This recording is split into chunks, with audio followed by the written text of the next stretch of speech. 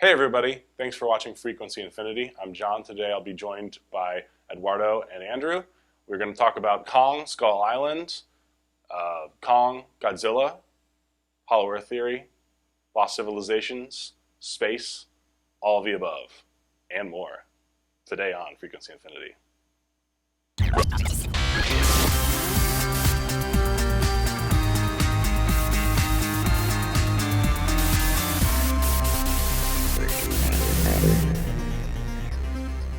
Cool. Well, we just saw Kong, Skull Island, and I'm very happy about this. One of my earliest childhood memories with experience in the cinema was seeing the horrendous 1998 Godzilla. Horrendous. Well, I love it, but I mean it's objectively awful, but I love it. You mean Matthew Broderick? Yes. Godzilla? I was probably Jean Reno? 10-ish, and it was a big deal. And I think that may have been my first PG-13 movie I ever saw in theaters. So Wasn't that the one that had like the snout that was like really I think so. shoved in a little bit? Yeah. Wasn't it like a long pronounced Godzilla snout? No. I didn't know. It was it had a really very long. pronounced? It was like almost T-Rex. It wasn't like a style. horse snout or anything like that. Yeah. Like a pug snout? A pug snout Well, Godzilla? yeah. Godzilla. Does that actually work? You know, the cool thing about Godzilla? that movie, Godzilla. though, is that it led to a really awesome animated series. Which was great, yes. Oh, man. Did you see the Godzilla animated series? I think I've seen good. an episode. So good. I wasn't really huge into Godzilla, to be honest. I like the idea of Godzilla, don't get me wrong, but the execution is, the ideas are much bigger and grandiose, but... Dude, yeah. he's a giant dinosaur that rampages through New York. Well, technically, he's a dude in a rubber suit that, runs over a bunch of stuff. All right, technically, it's a bunch of guys on their drawing tablets, like literally going frame by frame by frame. No, I mean the original movies. Oh, the original film? Yeah, well, fuck it. Yeah. Anyways, so ever since then, I just love Godzilla. Even though I haven't seen many of the original films, and now I have to go back and rewatch them. I enjoyed the last Godzilla film. I felt like some of the characters were a little bland, but all the Godzilla content I really enjoyed. The only downer, really, for me with the Godzilla side of things was they had to kind of make up their own. They didn't have the rights, from what I understand, for the other Toho monsters, so they just built an enemy, which it worked fine. But after that, I was like, that was good enough. If they did well enough that Toho said, okay, rights to all the other monsters. And when I heard that, I was like, yes, this franchise is in good hands. I'm excited about this. And then Kong Skull Island was announced, and Godzilla vs. King Kong. And I've never been a huge fan of that concept. It's like, why are you going to pit these two again? It's kind of like, I feel like a lot of people saw Batman v Superman, like, why are they fighting? Mm-hmm. I'm like, I know you can do a good story with this concept, but I'm skeptical. It's kind of like I don't know if you've seen like Godzilla versus Megalon, where it's like Godzilla teams up with like that Ultraman looking robot dude, and like Mothra comes in randomly, and they all kind of take down. Doesn't Mothra always come in randomly? Isn't that her Mothra job? always comes in She's randomly. like, I'm here to help you. Mothra is like this wonderful, like helpful. It's a moth, but it's helpful. It's like it just comes in. It's like, oh no, Godzilla's down. What's gonna happen? This slow, fluttering moth comes in to save the freaking day, and it's the best thing ever. So, where does that all come from? I don't, where does the idea, like, we're talking about King Kong. Right.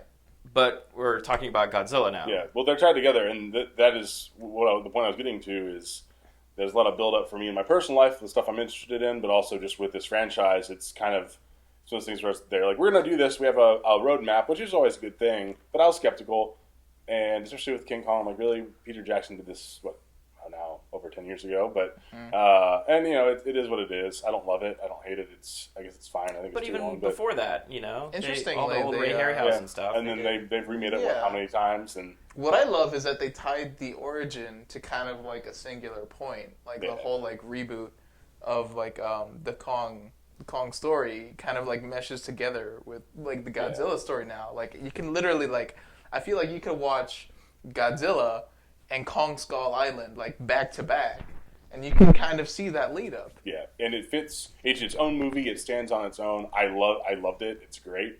But I do love that they managed to have that kind of tie it in with the rest of this franchise without it taking away or feeling like kind of a throwaway like advert for the next film they're trying to push. stylish. It really fit well.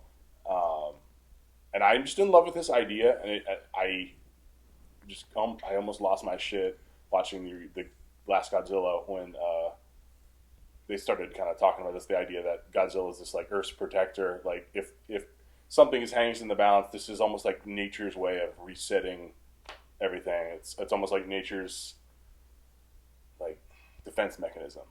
And I thought that was a really cool idea, and I was like, I hope they explore this more, and they totally did with Kong, and I loved it. So I think the cool thing too, it's like we're getting into these movies that are like really kind of it's almost like a look back into like how we view like where our science is right now. It's like we saw these like giant monster movies like Atomic Energy, you know, this is like circa like right after or during like World War II, where it's like, you know, what is this gonna mean for like the entire world? Well, we're seeing that again because we're trying to like, I mean, it all comes full circle because it's like in real life, like we have all these scientists who are developing like these new types of like energy sources. Like they're even talking about like powering like almost like all cities in like the United States with like atomic energy. It's like that's a real conversation to have now after like kind of like moving away from that for like the last like what was it like 30, 40 years of just like, you know, no, we're gonna stick to fossil fuels and stuff, but like that conversation is happening again.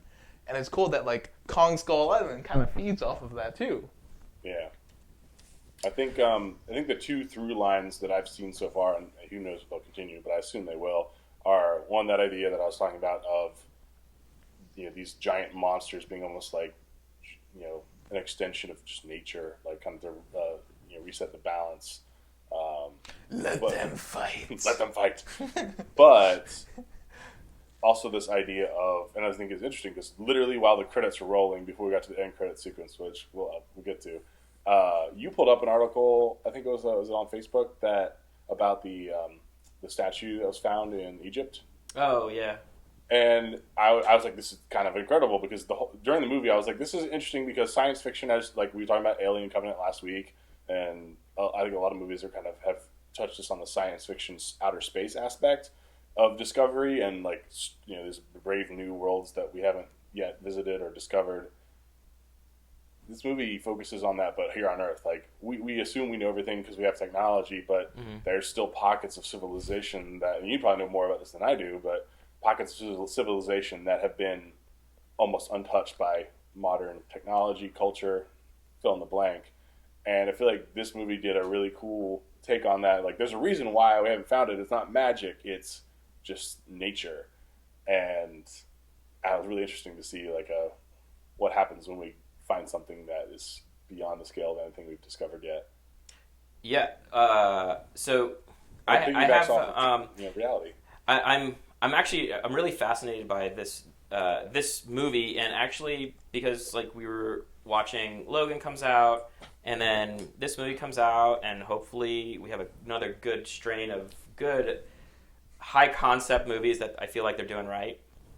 So this movie I felt like they did absolutely right, but they're bringing B movies back to the theater, which I think is really cool, because the whole time I was thinking about this, it hits every single beat that you would want. Like every 2 minutes there's like a new twist, It's something that keeps you going. The characters, yeah, the characters when they talk about when they introduce the characters, they kind of give a little bit of exposition, but it's really funny and it's done really, really smartly, and it's very formulaic, but it works.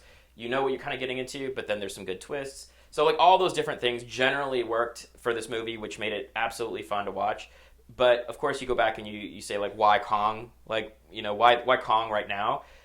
Besides the property of like, it seems like the studios are trying to take all the old monster movies and like doing the whole Marvel, you know, cinematic universe and all that to franchise them out. Do that like Frankenstein, The Mummy. Well, the first one with the Dracula, no, The Mummy. That's right, with Tom Cruise. It was. I think Dracula started that. It was supposed to be like. I don't think Dracula's gonna be part of the canon. I think they dropped it. Yeah, they did. I think so. Well, it was. I think Tom Cruise's the new movie, The Mummy, that's coming out is going to be part of this new expanded universe thing. I want to see the Creature from the Black Lagoon. I'm excited. I'm calling it the legendary Kaiju universe. Kaiju universe.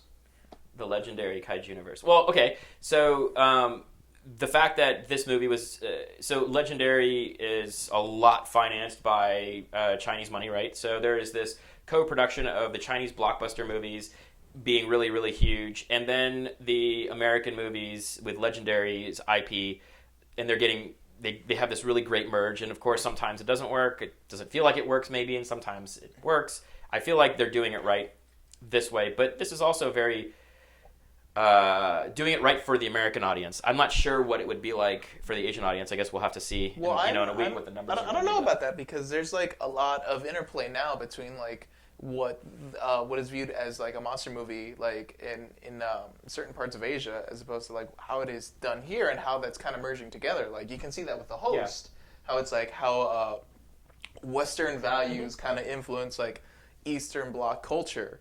And not Eastern Bloc, that's German, but Eastern cultures. And also, kind of pivoting off of that, like Shin Godzilla, it got like rave reviews. It won like Japanese Academy Awards, like 7 of them. And from what I've seen, I have not seen it yet. I really need to see this, but it looks almost exactly like Cloverfield, like the first Cloverfield. Like there's very little reveal of Godzilla as opposed to like every other kind of Godzilla movie that came before it, where it was like you reveal him right away because that's what people want to see. But this is the first time where it's like it's almost like a horror movie where you kind of like you build it, you build it, you build up, and then you finally reveal it. Before it's always been like kind of like tongue in cheek, like oh it's Godzilla, he's come back, you know, nature's gonna be balanced, and then there's usually like some weird storyline about fairies and intergalactic beings. Godzilla Final Wars though is amazing. Kitamura's Godzilla. Oh, I never saw it. Oh man, you need to see that. It is ridiculous. Let's go back to Kong though. Like, all right. So with focusing on the way that they are thinking about reinventing the big monster, like King Kong is representative of the big monster for old American movies, and it seems to be the one that thrives. And then you have Cloverfield that's kind of trying to play off of a little bit of that, but create their own monster that's like a hybrid. So it feels like on one side they definitely took the Chinese markets and the American markets and they made a good fusion out of it. Yeah. I think they probably still, I don't say they still have a lot of work to do or whatever. The movies have to do what they have to do, but I thought all the characters definitely fit. They all played the right parts. Everybody seemed to work. There was no slack. There was no slack. The other end of that spectrum though is The Wall, which didn't really do that well. I can't comment on The Wall because I haven't seen it. I don't care how it does. Is it good or is it not? Like. Right. I don't have that any was comment. like a big jump, like in between like the American and like the Asian audiences. Yeah, but did it do well overseas? So I don't know. I don't know. I'm gonna leave that one alone. So I don't know. But like worth looking into. But yeah. Yeah. So my finishing my thought though, like so we have this great emergence. It seems of quality B movies that have high concepts that are coming back out. And allowing movies to enjoy themselves rather than trying to be so hardcore about pushing an agenda or something like that. And it's interesting that this took place in this kind of like Apocalypse Now universe, crossed in, you know, the journey into like the center of the world, mixed in with Hollow Earth theory, mixed in with like all these cool things that are semi cool and believable and also very Cthulhu-like. Yeah. So it's like they did the mishmash of taking all these cool things and putting it into Kong, which made Kong even more fun to watch. Because if it was just, you know, Kong versus a couple dinosaurs, it's nothing really new. It just looks new. Yeah. But this one is very new. Like, there were these, like, reptilian creatures. Well, there's subterranean creatures. That's the whole key. And that's, exactly. And that plays off of, like, all of this other, like, cold, like, this awesome, really awesome creature lore. Because, again, that leads back into the whole, like, idea of, like, Godzilla. It's, like, where these primordial creatures are coming from. And on top of that, it's, like, part of it is, like, a speed up in evolution due to like mankind's own like doing, you know, like you talk about atomic energy and all that other stuff too. Right. It's like we're literally like nuking holes. Like Hitler was into this. Like Hitler was into like Hollow Earth theory and like trying to discover like the underground dwellers. So, how much do you guys know about what the Hollow Earth theories about stuff that's out there right now?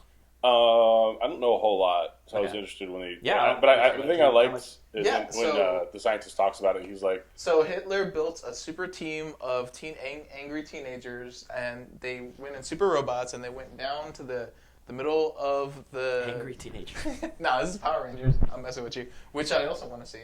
But yeah, there's like a theory that the Earth itself is hollow. I don't know, like Okay, so here let's Yeah, backtrack go for a ahead. second. So there's a couple of weird, interesting conspiracy theories, and one of them actually a lot of people seem to be really on this whole flat Earth theory. oh, flat Earth. And I think that like there's also Flat Earthers are coming. yeah, so that there's a flat Earth theory, which is like crazy to me to think that we have this flat Earth theory. But then there's a lot of people that don't think we went to the moon. You know, I think there's these that. people are just afraid of spheres. Well, I think it's very very healthy. So let's We haven't been to the moon, but I have a supercomputer in my pocket. let's go off on a tangent just for a little bit and talk about conspiracies because I think honestly this is what made the world building of Kong so good. And we can tie like going back into that, but like so going back on the conspiracy theories, they actually did something really really unique and cool by making the idea that we might possibly have a hollow Earth, and that it's instead of there being the way that we have a core and a mantle and all this, there's actually another civilization living inside of the Earth that started long ago. Is it that there's not a core, or is it that in certain areas there are pockets? There's pockets. It's not going like It's completely not- that It's not like the whole Earth no, is no. hollow. It's that there's portions of it, right? Well, in this movie, it's that. That's Yeah. what is established. It's as opposed to like general hollow Earth theory, where it's like it's like revolving. It's both like maybe, depending on who spaces you in talk to. between. That's what it is. It's like there's a space inside of the Earth, and then there's a shell, and we're living on the surface of the shell.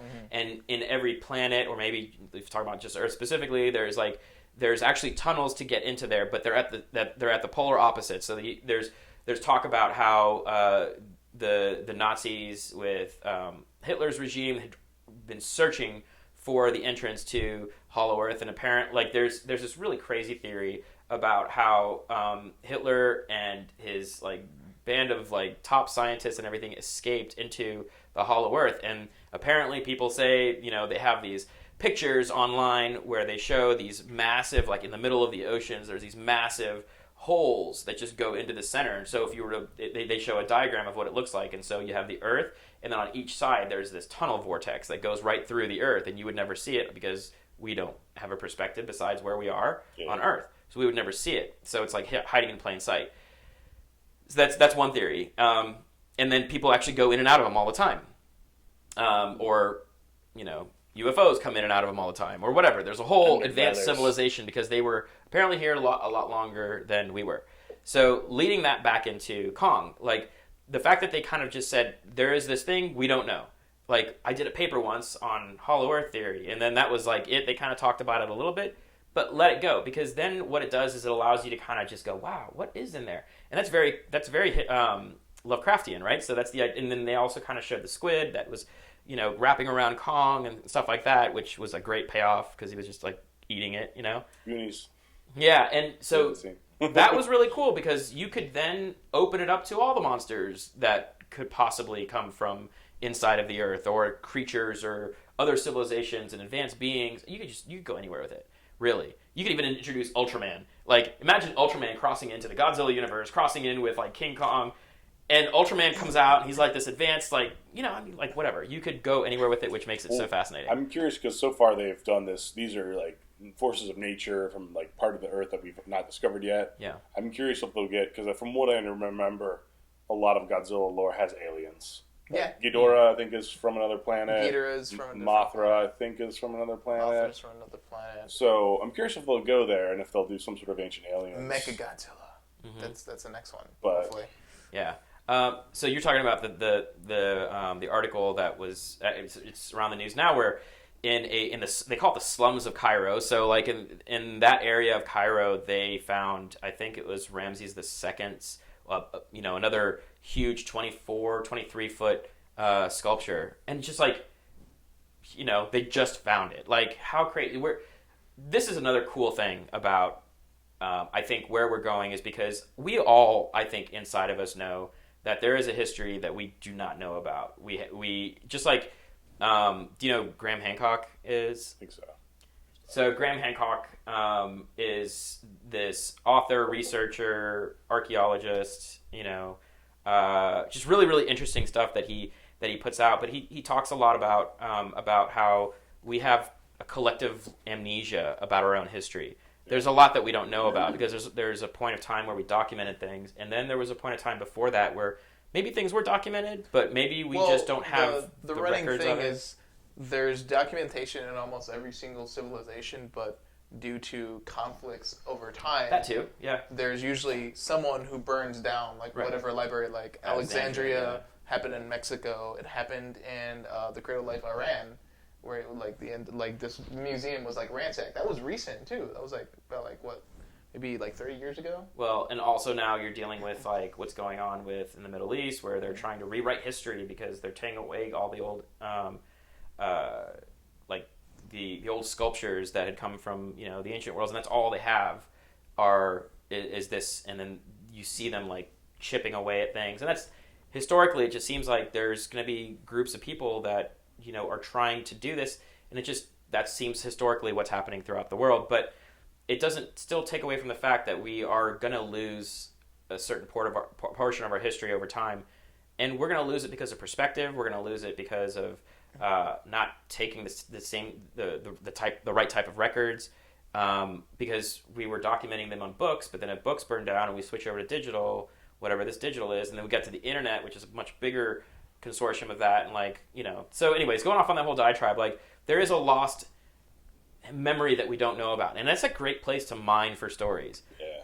So King Kong is a great thing about that. Like I honestly I wasn't really a big huge fan of King Kong. I respected it and I love Ray Harryhausen, all the properties, but I love it more so because the technical achievements mixed in with the fantasy of play and like that childhood wonder and all of those things, right? It's like the epic journey, Yeah. It's like almost like if Burton was to go like through the Amazon and he was to find like a giant creature or like something like that. It's like it's the road to El Dorado. It's a journey. It's like actually finding something. It's like it's almost like it's like the ultimate form of winning at that point. Where it's like you found the thing. It's like you found this creature. You found like this myth.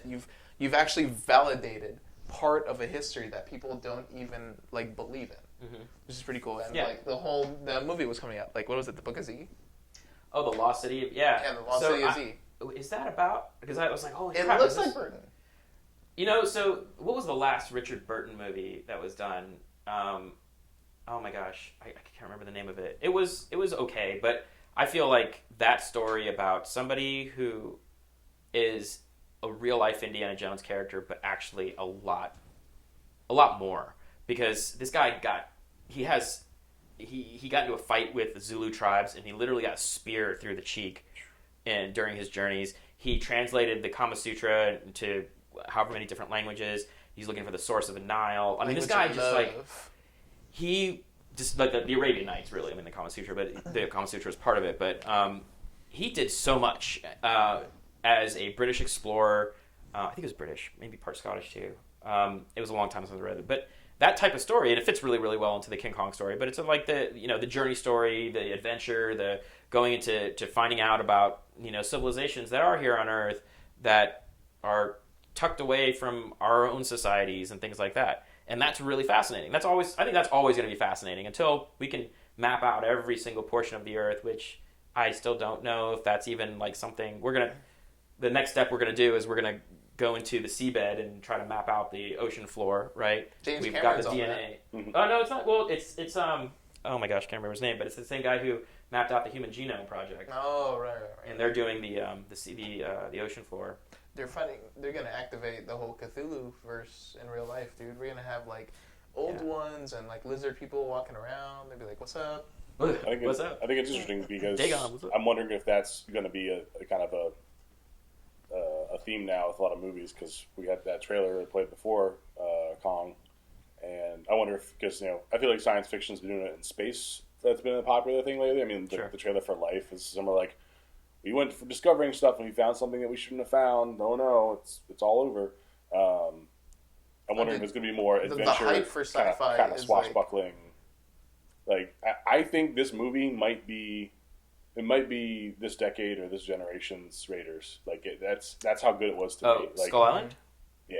Okay. Because Skull Island was really fun. It dealt with a lot of a lot of that high concept, really cool, science and or pseudoscience, really cool ideas. But then each character, they were all different.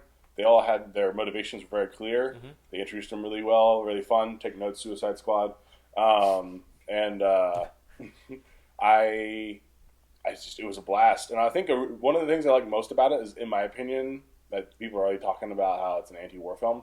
I think it's much like Apocalypse Now, which it borrowed a lot from, but I thought it was fresh. I liked what they did. I think it seemed respectful both of the pacifist character and like the warriors, like people that soldiers. And the only one obviously is Sam Jackson's character becomes like the Captain Ahab and is obsessed with killing Kong.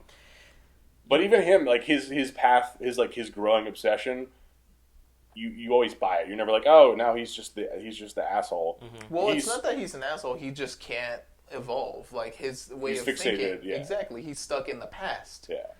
My takeaway from this movie is that it's actually about space exploration, because they literally go into like this different cloud, this atmosphere. They have to break through this atmospheric layer just to get into this entirely undiscovered like island in the middle of nowhere. Mm-hmm. And the way it's shot, it kind of reminded me of like moments in like Apollo 13. It's like when like the rumbling and you get like the reactions and like all the weird like effects that are happening, like the flashes.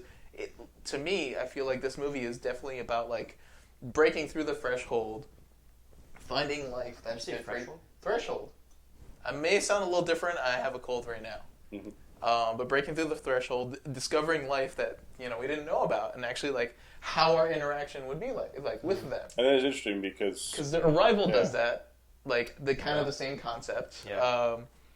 I think you're right, actually. New Independence Day, we have Prometheus, which is pretty recent, kind of explores the whole like tie-in with like where our origins come from, and New Aliens movie, Covenant, which I'm excited for. But then cautionary stories. Life is kind of in the same boat, where it's like what's going to happen when we find this different life form? How is it going to react to us? And kind of like Kong Skull Island, it's like it sees us as the invader because we're like literally coming into this new space. The whole time I thought like that group of guys, except for when they fought, for Kong, spoilers, that they were like, it's pretty obvious that they're unwanted, that like everything is on that point, like everything that's there just doesn't want them there. Even like when you see like the indigenous tribe kind of like approach them, mm-hmm. they have to be judged. Mm-hmm. This is an ancient civilization or an advanced civilization. You don't really know. Well, because they even the way they communicate is completely different than the way that people communicate. And I was like, these are aliens. These are not. This is not a tribe. This is not about like just finding like this tribe through the thicket. These are aliens. This is an alien planet. They've evolved beyond us to they're like a new new exactly species. Plus Godzilla. No. What is it? No. They're nonverbal. No private property. No, it's like it was paradise. They're beyond all material possession. Some of them don't seem to age. Exactly. And it's cool because I think you're right. One of the other things was this kind of I think it was respectful to on this one level of like people who fight for what they believe in, but it was also there is definitely a strong theme of humanism, which I think kind of ties in with space travel. It's like this idea that we maybe one day will finally collectively let go of our BS and explore and say, but it even ties in that because there obviously have been casualties in space exploration that have nothing to do with war. It's just accidents happen when you're trying to discover new things, and it can be dangerous. It was really interesting to see it like touch on all those themes, and they map perfectly onto space race and then space exploration. Yeah, I guess the new space race of like, species. I definitely and it is a good point that like we're this is definitely about space travel. It's about exploration into unknown territories and things like that. And the fact that they're layering in another story. So let's talk about the end credit part because I like anyways. So I don't know if you want to. So. At the end of the credits, they gave me everything I've always wanted. Or at least they gave me the promise of everything I've always wanted, which is true love. True love. All of the Toho monsters. They showed. They basically say like Kong's not the only force of nature out there. There are others. So they have Godzilla, which is kind of everyone's expecting that. Is it Ghidorah? Yeah, King Ghidorah, Godzilla. They had Mothra. What was the second one? Was it Rodan? I think Rodan was the one, the pterodactyl that was Rodan. And basically promised hopefully a really solid shared universe. Because again, I think the first Godzilla was great. This movie was way better than it needed to be, and I am thrilled about it. What's the Monarch company? Was that something that was? I was wondering if it was canon. About is that part of Mothra? But where does this Monarch company come? The Monarch company. I don't. Were they in? I don't think they Godzilla? were in Godzilla before. Yeah, so I don't know what, but I mean it's cool because you have like that shadow government that's like, hey, we've discovered this thing, and there's this new bigger thing, and there's more. It opens up the world, and it leads Kong into an episodic type of thing, which is what they want to do, which is great. Like it's like, I wonder if the Godzilla sequel might be kind of in between, like it'll be a period piece, but in between King Kong, the Godzilla, and X-Files crossover. Think about it. And X-Files. The truth is out there. The truth is out there, and we have giant space monkeys. All of these things can be believable if told through the right perspective. So, like, all the movies seem to try to tell it from the monster's perspective and then jump back into people and then jump back from the monster's point of view and see the destruction. What's great is that we should be telling this from the people's perspective and seeing it on the ground levels of, what happens. And I think that they do this really, really well in this movie. And it allows you to go, like, okay, I'm definitely along for the ride, because if you were these guys and there's these big-ass spiders that are, like, going through and you're discovering it just as they're discovering it, and those things make it really, really engaging, because, when they're shocked, you're shocked, and you're like, holy crap, this is, like, happening right now. And they don't pull punches. Like, they did a pretty good job of, like, showing, like, shocking type of violence that they wouldn't shy away from. It was beautiful in so many ways. It was very interesting to see like how far they would go down like the meter in terms of like what kind of like blood, viscera, because these are monsters. And they're showing like those birds with the massive, like, they paid that off really well, because he was like, he was like, okay, once you shoot one, they're gonna pay it off some way, and then the guy gets his like body ripped apart in backlight with the sun, like. Well, it wasn't just set up and payoff; it was beautifully like shot. Like the cinematography in this film is incredible, like, and how really well it merges with the digital. There's only like one shot that bothered me. I think it was like the night scene when they went back to the forest, where it's like I can clearly tell this is green screen, and they kind of ran out of like people to help soften this up a little bit. When Kong like approaches the two? No. It was when they were all in the forest and they were like having like a mini argument whether or not to go. But it was so beautiful. Like it was like very strange, because like, am I watching like this monster movie? Like Godzilla had like maybe one or two shots that were like tear jerkers. But they weren't like classically beautiful. Like almost every single shot in Kong Skull Island is so beautifully composed.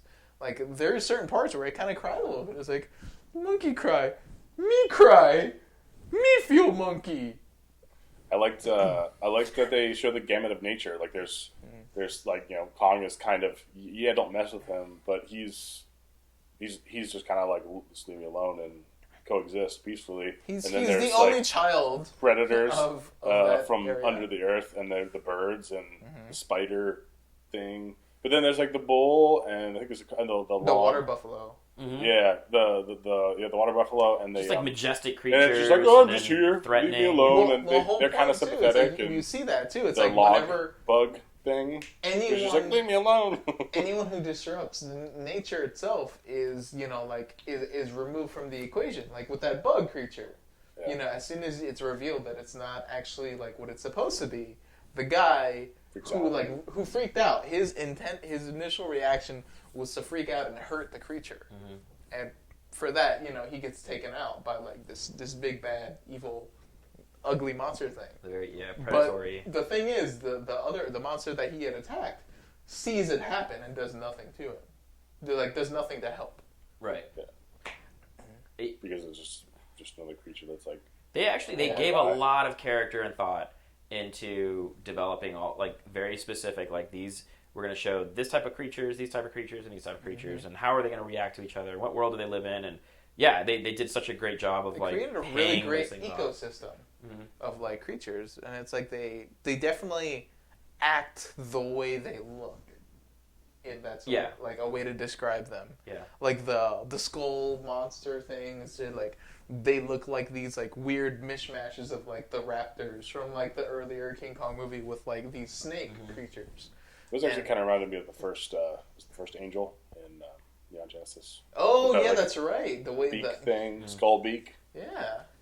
Yeah. Which, yeah. Well, I mean, they had a few anime references in there. It's like I don't know if you saw like the back of the guy's jacket. It's like good for education, bad for like warfare or something like that. But it's supposed to be like, like I think it was like good education. No, it was good for health, bad for education. It's like an Akira, and then they had it on the back of like the guy's jacket, which is really really cool. It wasn't completely the same thing, but it's like I knew where it came from. Did you catch the Jurassic Park throwback? What was it? Sam Jackson, when they're flying out through the storm, he's like, welcome to whatever his character show. He's like, as per usual, it was like, it's going to be like a wild and crazy ride. It's like, so hold on to those butts. And I was like, yes! Hold on to your butts. So why do you think because Rampage is coming out, isn't it? Like they're going to do Rampage. Yeah, The Rock is doing Rampage, so. Then Cloverfield, the next Cloverfield movie, The God Particle or whatever it's going to be Pacific called. Rim 2. Pacific Rim. Why do you think, what's with the big monster That, movies? Like Anne Hathaway one where when she sleeps, she becomes a kaiju. what? There's a movie coming out called Colossal, and Anne Hathaway's character, I think it's when she... I haven't seen it. I When know she what this is sleeps. about at all. Yeah. I think I've seen one preview. It looks bonkers. It looks like the art house take on, the movie monsters. Yeah. It's So, crazy. So yeah, there's definitely like a revival happening. Right. And I think part of it was the Godzilla and Pacific Rim did well enough, and especially Pacific Rim because they did a lot. Like that was a big deal for a lot of people. I really enjoyed it. I feel like that kind of set off. That was also legendary. These are profitable. People want to see them. Well, it's Let's interesting. go crazy with it. You brought up Neon Genesis not too long ago, and in Japan they've like had like a movie reboot of like the series. They've had like a 4-part series that's been like premiering like over the last like 3 or 4 years, and it's done like incredibly well in theaters. It's sold out every time they've had it in the States. You're not alone. Yeah, exactly. Yeah, Okay. like Hasn't that been going on for like a decade now? no. It's been going on for the last like 4 years. Like the first movie came out like 3 or 4 years ago. I thought it was a lot The longer. last one came out like not too long ago. It was like only a few months ago that the last part 4 came out. But yeah, they're having a revel there. Like I said, Godzilla. Like they're also like picking through. They're grabbing like Godzilla. I heard something in the woodwork. Actually, you mentioned Ultraman too. It's like there might be like a legitimate like giant like Ultraman movie like in Japan's near future. But this is like going through like all of the They're mining. comic boards and stuff. Yeah, I mean they're mining Yeah. stuff. So of course, because like you have the revival of the Chinese blockbuster market. Actually, more of that happening. Well, so our market too, because you have Power Rangers, which is coming out pretty soon. yeah, but it was they're all taking from Asian IP, and then what they're doing is they're like, well, we know that American markets aren't going to the movies that much, and they're all going to Netflix. They're seeing all that kind of stuff. But they have the Asian markets, they have the worldwide distribution markets to be able to make enough, and then they can take all those properties and mine those. Because Marvel and DC, those are American properties. Yeah. So they do well, and they do well across the world because everybody loves comics, and those are growing. But around the world, everybody loved Godzilla. Everybody, like King Kong, it could have died out. And I think the fact that they did a really, really brilliant job of strategizing this and going, wait a minute, this isn't just about King Kong, that'd be boring.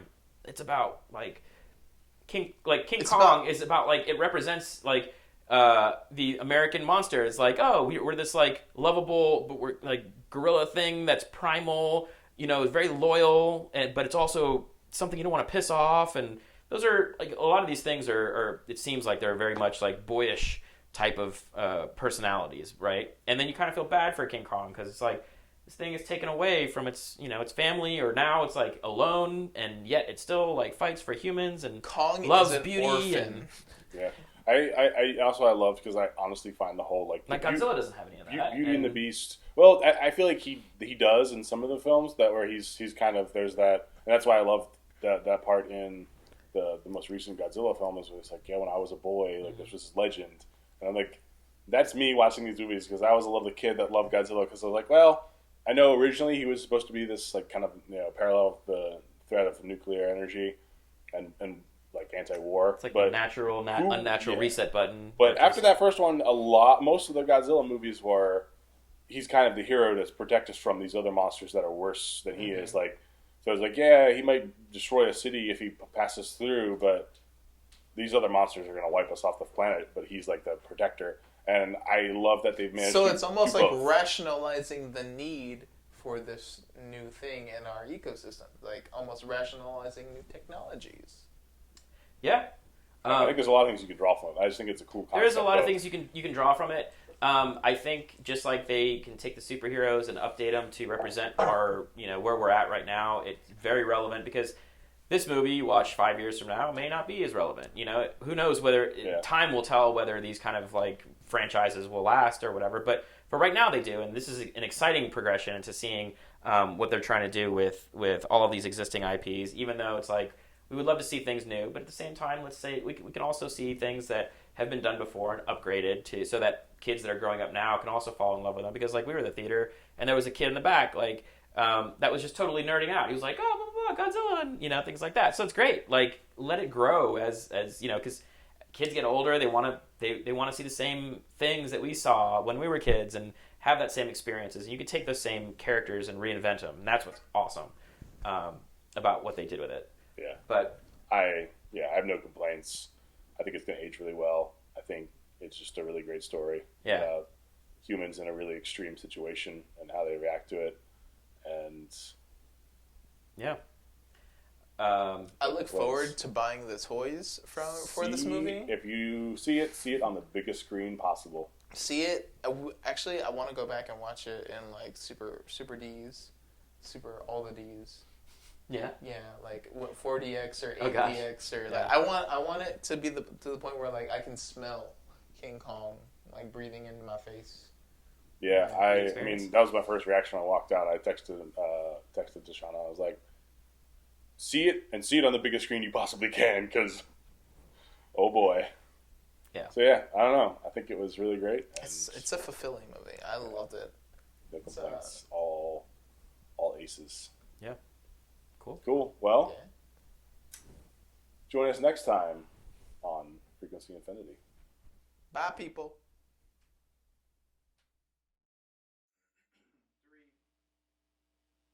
Thanks everyone for watching. If you like this week's video, hit that subscribe button. If you saw Kong, let us know what you thought in the comments. Like, dislike, a little bit of both. You know what to do. And if you want to follow us on our other social media, it's all linked below.